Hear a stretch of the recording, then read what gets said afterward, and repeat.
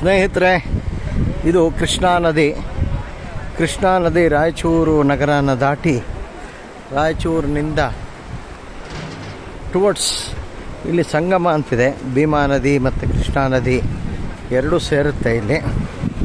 ಈ ಒಂದು ಸನ್ನಿಧಾನದಲ್ಲಿ ನಮ್ಮ ಮಂತ್ರಾಲಯದ ಮಠಾಧೀಶರಾದಂಥ ಯತಿವರೇಣ್ಯರಾಗಿದ್ದಂಥ ಶ್ರೀ ಜಿತಾಮಿತ್ರರು ಅನ್ನೋರು ಈ ಒಂದು ಗ್ರಾಮದಲ್ಲಿ ವಾಸದಲ್ಲಿದ್ದರು. ಪೂರ್ವಾಶ್ರಮದಲ್ಲಿ ಅವರು ಇದೇ ಗ್ರಾಮದಲ್ಲಿದ್ದರು. ಅವರು ದೀಕ್ಷೆ ಪಡೆದು ಮಂತ್ರಾಲಯದ ಮಠದ ಯತಿಗಳಾಗಿ ಈ ಕೃಷ್ಣಾ ನದಿ ತೀರದಲ್ಲಿ ಒಮ್ಮೆ ಪ್ರವಾಹ ಬಂದು ಇಡೀ ಹಳ್ಳಿನೇ ಮುಳುಗೋಗುತ್ತೆ ಅನ್ನೋ ಥರ ಸನ್ನಿವೇಶ ಬಂದಾಗ ಹಳ್ಳಿ ಜನ ಎಲ್ಲ ಇವ್ರನ್ನ ಬಂದು ಬೇಡ್ಕೊಂಡ್ರು. ಬೇಡ್ಕೊಂಡಿದ್ದಕ್ಕೆ ಇವರು ಈ ಒಂದು ನದಿ ಹರಿತಾ ಇರ್ತಕ್ಕಂಥ ಪ್ರವಾಹದ ಸಮಯದಲ್ಲಿ ಮಾಮೂಲಿ ನಡಿಗೆಯಲ್ಲಿ ನದಿ ಮಧ್ಯದ ಬಂದಿದ್ದಾರೆ ನಡ್ಕೊಂಡು. ಈ ಬಂಡೆಗಳಿದೆಯಲ್ಲೇ, ಈ ಬಂಡೆಗಳ ಮೇಲೆ ಕೂತ್ಕೊಂಡು 7 ದಿವಸ ತಪಸ್ಸು ಮಾಡಿದ್ದಾರೆ. 7ನೇ ದಿವಸ ಕೃಷ್ಣಾ ನದಿಯ ಪ್ರವಾಹ ಕಡಿಮೆ ಆಗಿದೆ. ಭಕ್ತಾದಿಗಳಿಗೆಲ್ಲರಿಗೂ ಹೇಳಿದ್ದಾರೆ, ಅವರು ನಾನು ಈ ನದಿ ತೀರದಲ್ಲಿ ಪ್ರಾರ್ಥನೆ ಮಾಡ್ತೀನಿ, ಭಗವಂತನ ಪ್ರಾರ್ಥನೆ ಮಾಡಿ ಪ್ರವಾಹನ ಕಡಿಮೆ ಆಗೋದಕ್ಕೆ ಪ್ರಯತ್ನ ಮಾಡಿ ಭಗವಂತನ ಇಚ್ಛೆಯಿಂದ ಪ್ರವಾಹ ಕಡಿಮೆ ಆಯಿತು ಅಂತಂದರೆ ಎಲ್ಲರಿಗೂ ಒಳ್ಳೆಯದಾಗತ್ತೆ. ನಾನೇನಾದರೂ ಅಪ್ಪಿತಪ್ಪಿ ವಾಪಸ್ಸು ಬರಲಿಲ್ಲ ಅನ್ನೋದಾದರೆ ಇಲ್ಲಿ ಒಂದು ಮೇಲ್ಗಡೆ ಮರ ಇದೆ, ನಾನು ನಿಮ್ಗೆ ಆಮೇಲೆ ರೆಕಾರ್ಡ್ ಮಾಡಿ ತೋರಿಸ್ತೀನಿ. ಆ ಮರದಲ್ಲಿ ನಾನು ಇರ್ತೇನೆ. ನೀವು ನಾನೇನಾದರೂ ಆ ರೀತಿ ಬರಲಿಲ್ಲ ಅಂದಾಗ ಆರಾಧನೆ ಅಂತ ಮಾಡೋದಾದರೆ ಈ ಸ್ಥಳದಲ್ಲೇ ನೀವು ಆರಾಧನೆ ಮಾಡಬೇಕು ಅಂತ ಅವ್ರನ್ನ ಅನುಯಾಯಿಗಳು ಅವ್ರ ಭಕ್ತಾದಿಗಳಿಗೆಲ್ಲರಿಗೂ ತಿಳಿಸ್ಬಿಟ್ಟು 7 ದಿನ ಪ್ರಾರ್ಥನೆ ಮಾಡಿ 7ನೇ ದಿನ ಅದೃಶ್ಯರಾಗೋದ್ರು. ಅವರು ರುದ್ರಾಂಶ ಸಂಭೂತರು ಅಂತ ಪುರಾಣಗಳಲ್ಲಿ ಹೇಳ್ತಾರೆ.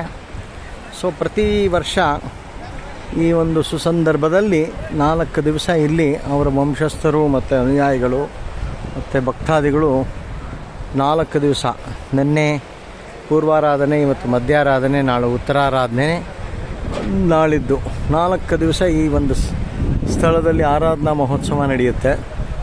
ನೋಡಿ, ಜಿತಾಮಿತ್ರರ ಸನ್ನಿಧಾನ ಕ್ಷೇತ್ರ ಅಂತ ಇದೆ.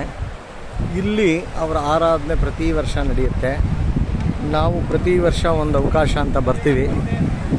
ನಿನ್ನೆ ರಾತ್ರಿ ರೈಲು ಹತ್ತಿ ಇವತ್ತು ಬಂದಿದ್ದೀವಿ. ಇಲ್ಲಿ ಮಿನಿಮಮ್ 1,000 ಜನಕ್ಕೆ ಊಟ ಆಗುತ್ತೆ. ನೋಡಿ, ನದಿ ತೀರದಲ್ಲಿ ಸೌದೆ ಒಲೆ ಮೇಲೆ ನದಿ ನೀರನ್ನು ಹಾಗೆ ತೊಗೊಂಡು ಅಡುಗೆ ಮಾಡ್ತಾರೆ. ಇಲ್ಲೇನು ಮರಳುಗಳು ಕಾಣ್ತಾ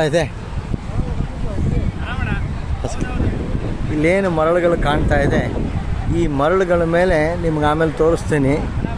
ಪಂಚೆಗಳು ಹಾಸ್ಬಿಟ್ಟು ದಂಡಿಯಾಗಿ ಅನ್ನ ಮಾಡಿರ್ತಾರೆ. ಅನ್ನನೆಲ್ಲ ಪಂಚೆಗಳ ಮೇಲೆ ಹಾಕಿರ್ತಾರೆ.